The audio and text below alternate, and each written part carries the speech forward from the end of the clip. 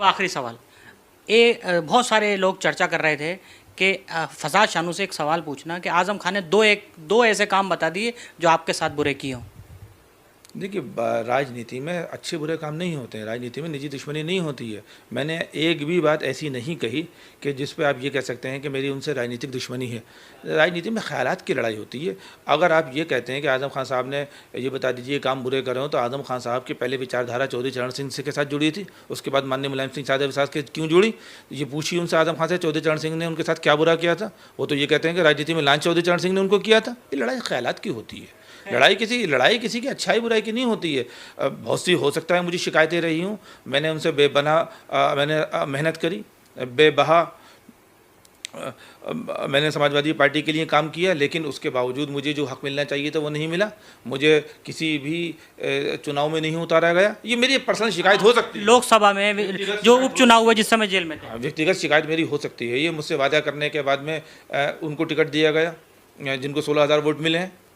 तो ये बहुत सी चीज़ें हैं जो मेरी शिकायत की एक वजह हो सकती है। लेकिन देखिए, बात ख़यालात की थी। ख़यालात ये थे, मैं तो ये चाहता था और होना ये चाहिए था कि जब मैंने ये बयान दिया था कि अब्दुल दरी नहीं बचाएगा, अखिलेश यादव जी को खुलेआम चैलेंज किया था और ये अब्दुल्लों से वादा लिया था कि अब आपको अपने बारे में सोचना पड़ेगा, और कहीं ना कहीं उनके कहने से कहा था, तो उस बयान का सौदा नहीं होना चाहिए था।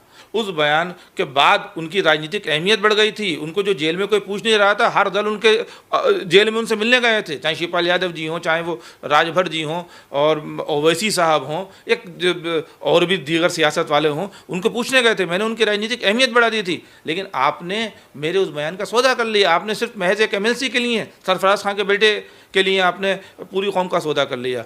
आपको अखिलेश यादव जी को आपको भी छोड़ना चाहिए था और आपको भी भारतीय जनता पार्टी में शामिल होना चाहिए था। चलिए, अच्छा, एक और सवाल याद आ गया। ये बताइए, आप अब्दुल्ला आज़म खान का राजनीति में क्या भविष्य देखते हैं?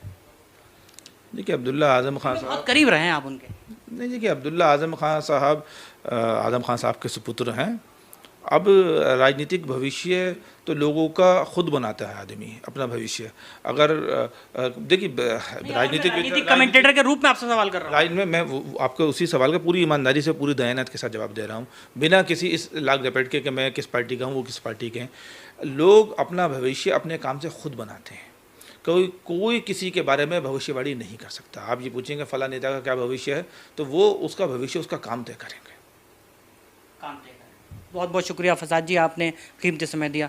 तो सुना आपने हमारे साथ फसाद शानू, जो कद्दावर नेता हैं और अपनी बेबागी से राय रखने के लिए जाने जाते हैं, और आज फिर उन्होंने अपनी बात बिल्कुल बेबागी से रखी है। हम आगे भी पल पल की अपडेट आपको देंगे, देखते रहिए।